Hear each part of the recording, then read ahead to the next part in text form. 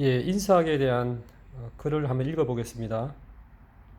좀 연습을 하고 읽어야 되는데 소리 낼 기능이 좀 미약한 상태입니다. 인사, 왜 중요한가? 인사의 묘미. 인사는 무엇인가? 인사는 왜 하는가? 이런 질문을 하면 유치하게 느낄지 모른다. 우리는 인사를 인간관계를 만드는 기본이라고 말하지만 정말 이 기본이 얼마나 중요한지 정확하게 알지 못한다. 초등학교 1학년이 학교에서 만나는 선생님에게 인사를 한다. 선생님 안녕하세요. 선생님 안녕하십니까? 1학년 어린이는 담임 선생님에게만 인사를 하지 않는다. 옆반 선생님에게도 인사를 한다. 2학년 선생님에게도 인사를 한다. 6학년 선생님에게도 인사를 한다. 3월이 되기 전에 많은 선생님들은 이 학생을 기억한다. 자신의 학급 어린이의 이름을 외우기에도 바쁘지만 바른 자세로 웃으며 인사를 하는 1학년 아이를 더 쉽게 기억할 수 있다. 학교에 따라 다르지만 1학년은 이름표를 만들어 다는 경우가 많다. 그래서 선생님은 1학년 아이의 이름을 더 쉽게 잘 기억한다. 진심으로 웃으며 인사하기. 나는 이 말이 매우 중요하다고 생각한다. 여러분의 자녀들은 특별한 교육을 시키지 않는 한 학교에서 선생님을 보고 자연스럽게 웃으며 인사를 하지는 않는다고 생각한다. 집에서 당신의 자녀가 얼마나 자주 여러분에게 인사를 하는가? 그것도 웃으면서 반갑게 진심을 다해서. 선생님은 인사를 잘하는 어린이를 기억한다. 다른 반 선생님이 인사를 잘하는 어린이를 기억한다는 것은 무엇을 의미하는가? 이 말은 든든한 보호자가 한 명 더 생겼다는 것을 의미한다. 학교에 있는 모든 선생님은 모든 아이의 보호자이지만 특별하게 인사를 잘하는 아이는 특별하게 관심을 받는 아이가 된다.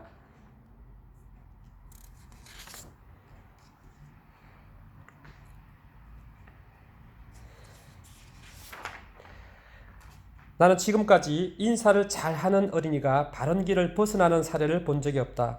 인사를 잘하는 어린이는 학교 시상식에서 만나는 경우도 많았다. 선생님의 칭찬을 받는 어린이들은 인사를 잘하는 어린이가 대부분이었다. 이 말은 진실이다.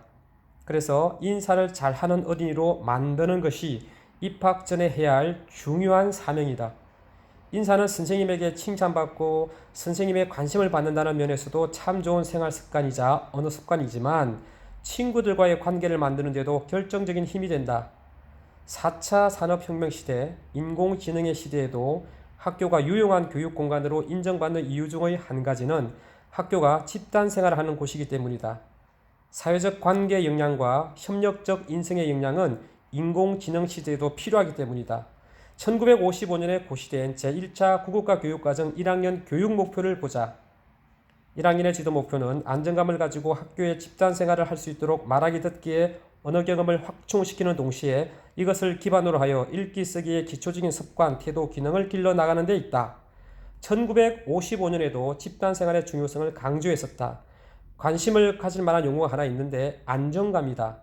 안정감이란 말은 부모나 교사가 1학년 아이가 학교에 입학해서 갖게 되기를 바라는 첫째 조건이다.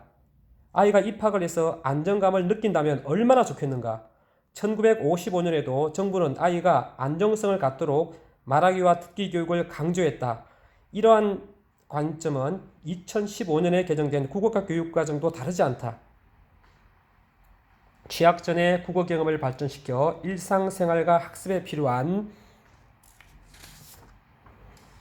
기초 문식성을 갖추고 말과 글에 흥미를 가진다. 문식성이라는 말은 아이에게 필요한 언어 역량을 의미한다. 읽기와 쓰기 능력은 물론이고 듣기 말하기 능력, 세상에 대한 안도 문식성에 들어있다. 문식성이라는 말은 관계에 대한 알을 의미하기도 한다. 그래서 문식성을 갖추었다는 말은 말 잘하고 남의 말에 귀 기울이며 글을 잘 읽고 잘 쓴다는 것을 의미하지만 한편으로는 민주시민의 자질을 갖추고 있다는 것을 의미하기도 한다. 어린이가 민주시민이 되기 위해서는 법에 대한 암도 필요하고 인간에 대한 알도 필요하다. 2015년에 고시된 초등학교 국어과 교육과정을 보면 듣기 말하기 영역의 첫째 내용은 상황에 어울리는 인사말을 주고받는다이다. 20세기에도 그랬지만 21세기에도 인사말을 가장 중요한 요소로 파악하고 있다. 그만큼 중요하고 그만큼 기본이 되기 때문이다. 어떻게 하면 상황에 어울리는 인사말을 잘할까? 이 질문을 알게 되었다면 절반은 성공한 것과 마찬가지다. 몇 가지의 예시답을 실천만 하면 되기 때문이다. 첫째로 해야 할 일은 부모가 먼저 상황에 어울리는 인사말을 하는 일이다. 부모가 인사를 하면 아이들은 부모가 인사를 하는 상황 맥락을 통해 부지불식간에 배운다. 이게 가장 중요한 원칙이다. 그 외의 원칙도 있지만 이 원칙보다 힘이 세지도 않고 효과가 좋지도 않다. 부모는 인사를 하지 않는데 자녀에게만 인사를 하도록 시키면 어설픈 인사가 되고 진심이 사라진 인사가 되기 때문에 큰 의미가 없다. 2019년 9월 19일은 하늘이 유난히 푸르렀다. 아침에 차에서 아이가 내렸다. 아버지도 함께 내렸다. 아버지는 구태여 인사를 하지 않아도 될 것 같았는데 아이처럼 나에게도 인사를 했다. 아이도 나에게 인사를 했다. 조금은 어설픈 인사였다. 그런데 그 아이는 나와 함께 여러 번 대화를 나눈 아이였다. 다른 사람에게 즐거움을 주는 연기자가 되겠다는 꿈을 가진 남자아이였다. 물론 1학년은 아니었다. 나도 인사를 했다. 그러자 아이는 교문으로 걸어갔다. 그때 좀처럼 보기 힘든 장면이 나왔다. 아버지가 4차선 도로에 차를 세워둔 채로 차의 트렁크 앞에서 나를 향해 매우 정중하게 바른 태도로 인사를 하는 게 아닌가? 내가 느끼기에도 무척이나 정중해 보였다. 사실 나는 그 아이의 이름을 외웠다. 그 이유는 그 아이가 인사를 잘했기 때문이다. 그리고 나에게 자신에 대해 너무나 상세하게 소개를 했기 때문이다. 그런데 아버지까지 저렇게 인사를 하다니 내가 어떻게 저 아이의 이름을 잊어버릴 수 있겠는가? 부모님이 스스로 누구에겐가 반갑게 인사를 하는 일이 어려운가? 아마 그렇다고 답하는 게 솔직하다. 습관이 되지 않으면 그렇다.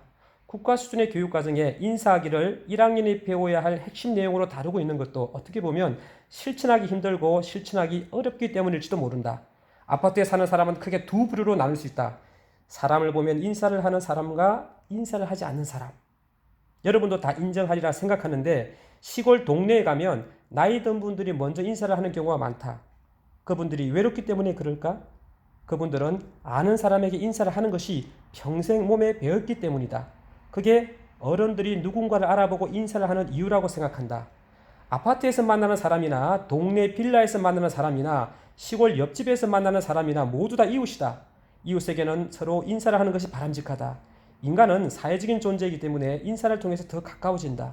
형식적인 인사도 필요하겠지만 마음을 담아 진심으로 인사를 한다면 훨씬 더 가깝게 지낼 수 있다. 그것이 인사의 묘미다.